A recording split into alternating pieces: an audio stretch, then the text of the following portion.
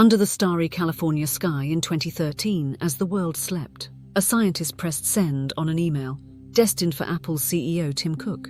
The clock struck 1 a.m. when his digital missive landed, proposing a revolutionary concept, a technological wave that could catapult Apple to dominate the medical, fitness and wellness market. That pivotal message, revealed later in legal documents, didn't linger in the ether for long. A mere 10 hours later, an Apple recruiter was on the line. Within weeks, the scientist-turned-engineer found himself immersed in Apple's world, steering the course for a smartwatch embedded with health sensors. Within the hallowed halls of Apple's innovation hub, this engineer wasted no time. Proposals for a dozen patents flooded the company's channels, all centering around sensors and algorithms geared to detect blood oxygen levels through a wearable device. But this wasn't just any engineer. This was Marcelo Lamego, the former chief technical officer of Cercacor Laboratories Inc., an offshoot of Massimo Corp., the very company that would later ignite a legal conflagration resulting in a ban on Apple Watches in the US. The decision to bring Lamego into the Apple fold is viewed as the starting point that set Massimo's legal hounds on Apple's trail. While Apple denies any wrongdoing, Massimo alleges patent infringement, pointing fingers at Apple's recruitment of its talent pool. This dispute reached its crescendo recently, compelling Apple to pull its latest watches from US stores, denting a business raking in roughly $17 billion annually. Although an appellate court temporarily stayed the ban, the echoes of this clash resonate in the tech world. Massimo, a lesser-known player in medical devices, contends that Lamego absconded with their prized asset, the capability to non-invasively measure blood oxygen levels, and transferred it to Apple. This addition transformed the watch into a health-centric device, cementing its position as the apex product in the wearable industry.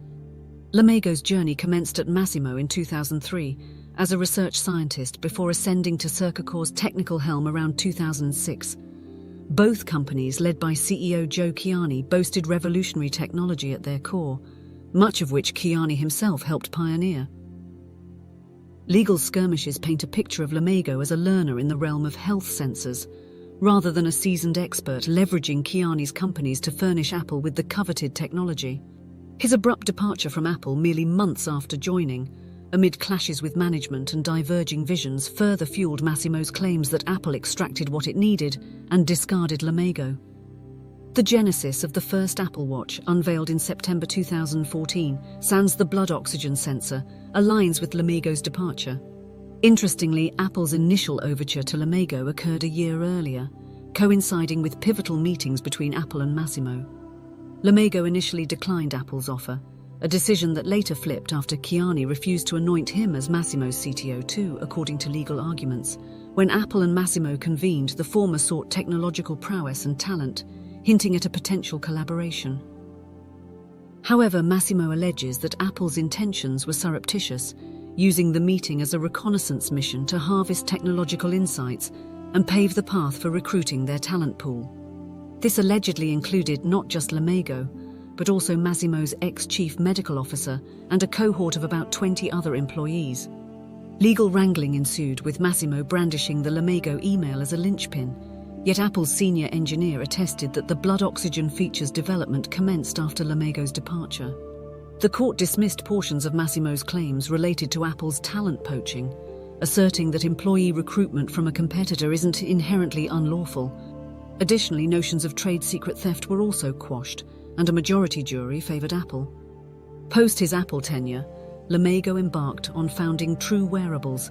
His creation, the Oxium, touted as the world's premier continuous and disposable blood oxygen sensor, met legal resistance from Massimo, resulting in a court injunction halting its sales. Massimo's legal entanglement with Apple unfurled as the latter launched the Apple Watch Series 6, equipped with the pulse oximetry feature. This prompted Massimo to approach the US International Trade Commission, culminating in an order banning infringing Apple models, a move that materialized recently following the White House's non-intervention. The significance of blood oxygen as the fifth vital sign and its relevance surged during the COVID pandemic, underscoring its importance for overall health monitoring. Apple contends that Massimo's litigation aims to clear the path for their own wearables, evident in Massimo's recent forays into consumer-focused smartwatches and its acquisition of Sound United for over $1 billion. In a Bloomberg interview, Kiani expressed disappointment in Apple's actions, advocating for collaborative engagement over adversarial battles. Despite Massimo's formidable presence in hospitals and its history of legal skirmishes yielding settlements or licensing agreements, Kiani draws parallels between Massimo's early struggles and Apple's underdog beginnings. Kiani's ties with President Biden add an intriguing layer, considering the White House's potential authority to veto import bans, a tool rarely wielded. Massimo sought a summer ban, aiming to disrupt Apple's release schedule and holiday sales.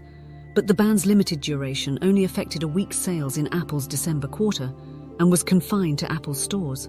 Apple, however, remains undeterred, swiftly maneuvering its engineering resources to rework software algorithms and presentation in its Blood Oxygen app to navigate Kiani's contentions. The fate of these smartwatches now lies with the US Customs Agency, pending their verdict on Apple's alterations expected by Jan. 12. Legal battles loom on the horizon, with Apple pursuing appeals and Kiani doubting the efficacy of a software resolution for a hardware-centric dispute. While mediation talks have transpired between the companies, the road ahead portends a return to the courtroom if concessions or resolutions elude them. Massimo's earlier quest for over $3 billion in damages during a deadlock underscores the magnitude of this feud. Kiani remains tight-lipped on the potential financial resolution, but emphasizes the significance of an apology in any forthcoming agreement. As the calendar flips to late October, the stage is set for yet another patent-centric courtroom showdown between these titans.